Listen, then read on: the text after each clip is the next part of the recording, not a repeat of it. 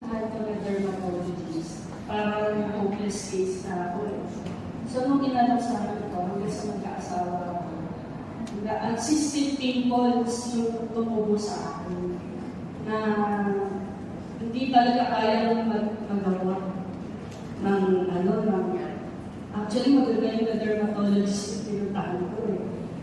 So, ang pinaano sa akin niya is yung anatomy ng pain. Tapos, naubos ko na yung religiously, pinapahal ko siya sa mukha ko. So, think of it, pagka ikaw nagpapaderma, every cystic pimple ka, ini-injection na yung mukha ko. So, habang pumapasok ako, elementary college, nagkaroon ako ng para hindi ka makalabas ang pinakaharap sa tao. So, na nagkaasawa na ako na kilala ko si Ma'am C na nag-alok sa akin ito. Religiously, pinapahal ko lang siya. Hanggang sa, hindi kasi ako tumitingin sa salamin eh. Dahil nga nagkakaroon ako ng alam mo yung itsura ko eh, ayaw ko nang tingnan. So, nung religiously, pinapahal ko lang siya hanggang evening care na hindi ko alam na tumikingkos na pala yung mukha ko. Kasi di ba pag tumatarap ko sa business, pag nakarap ka kasi sa, ayun, kami asawa na ako yung business ako.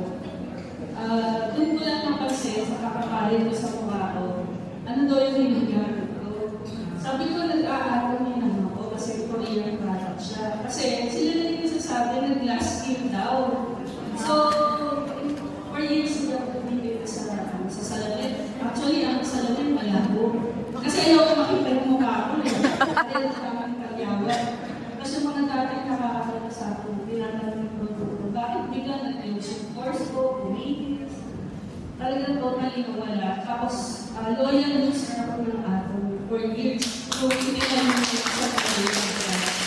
Hanggang naman, evening care, nagsimula ako sa atom pain, tapos yung halos lahat ng products, yung nagkakaroon. Yun.